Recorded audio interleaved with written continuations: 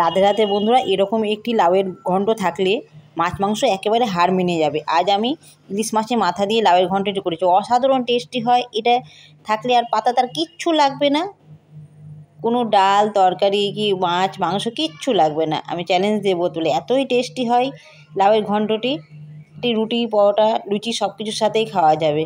এখানে ইলিশ মাছের মাথাটি প্রথমে পরিষ্কার করে ধুয়ে নিয়েছি, দিয়ে লবণ হলুদগুলো বেশ ভালোভাবে ঘষে ঘষে লাগিয়ে নিচ্ছি। আর মাছের তেলটাও আমি নিয়েছি, তেলটা আমি দিয়েই করবো রান্নাটি। তেলটি দিলে রান্নার টেস্টি আরও বেশি হয়।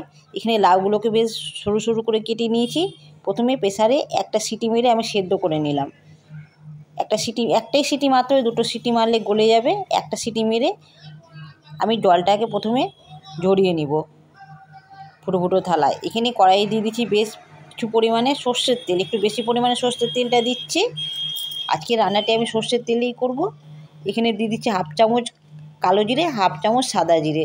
ফোড়নটা ভাজা হয়ে গেলে আমি 1 চামচ লাউটা দিচ্ছি, দিয়ে ফোড়নটার সাথে ভালো করে মিক্সড করে নিচ্ছি। একসাথে দিলে অনেক সময় ফোড়নটা উড়ে যায়, তাই জন্য আমি অল্প করে দিয়ে বেশ নাড়াচাড়া করে তারপরে আমি সবগুলো লাউ দিয়ে বেশ কয়েক সেকেন্ড হাই জালে আমি ভেজে নিচ্ছি লাউটি।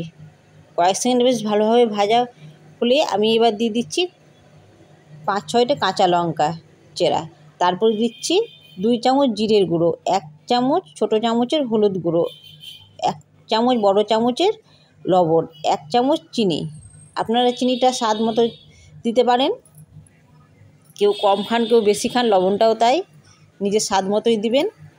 দিয়ে বেশ কয়েক সেকেন্ড কষে নিয়ে মশলাটি এবার আমি ঢাকা দিয়ে দিচ্ছি। ঢাকা দিয়ে জালটি একবার সিমে করে দেবো।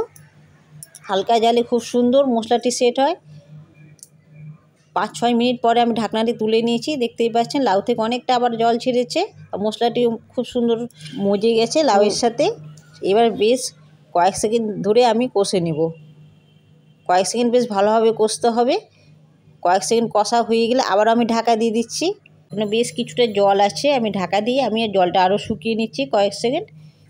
জলটা শুকিয়ে গেলে আমি ওটা আলাদা জায়গায় তুলে রেখে দিচ্ছি। এবার আমি অন্য কড়াইয়ে আমি সর্ষের তেল দিয়ে দিয়েছি বেশ কিছু পরিমাণে। তারপরে দিয়ে দিচ্ছি কালো জিরে কাঁচা লঙ্কা তেলে দিয়ে ইলিশ মাছের মাথাগুলো আর তেলটা দিয়ে বেশ ভালোভাবে ভেজে নিচ্ছি। লাল করে মাছের মাথাটি ভাজতে হবে। অল্প ভাজা হলে এবার মাছের মাথাটা আমি ভেঙে নিচ্ছি। ভেঙে নিয়ে ভাজলে খুব সুন্দর আরও ভাজা হয়, সব দিকটাই ভাজা হয়, তাই জন্য খুব ভেঙে নিয়ে আমি আরও কড়া করে ভেজে নিচ্ছি। দেখতেই পাচ্ছেন আমার লাল হয়ে গেছে ভাজাটি, একটু কাঁচা থাকলে ভালো লাগে না, তাই জন্য খুব ভালো করে ভাজছি মাছের মাথাটি আমি। মাছের মাথাটি আমার ভাজা হয়ে গেছে। এবার আমি লাউয়ের তরকারিটি এবার আমি দিয়ে দিচ্ছি মাছের মাথায়, দিয়ে বেশ কয়েক সেকেন্ড নাড়াচাড়া করে মাছের মাথাটি যেন খুব ভালোভাবে মিক্সড হয়ে যায়। কয়েক সেকেন্ড নাড়াচাড়া করে আমি আরও কিছু পরিমাণে চিনি দিচ্ছি। আমার মনে হচ্ছিলো একটু চিনিটা আমার কম হবে মিষ্টিটা, তাই জন্য আরেকটু চিনি আমি অ্যাড করলাম।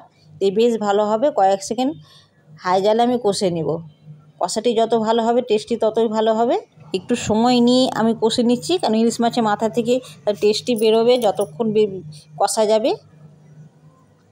তাই জন্য মিডিয়াম জ্বালা আমি অনেকক্ষণ ধরে কষে নিচ্ছি, 5-6 মিনিট ধরে বেশ ভালোভাবে কষে নিচ্ছি।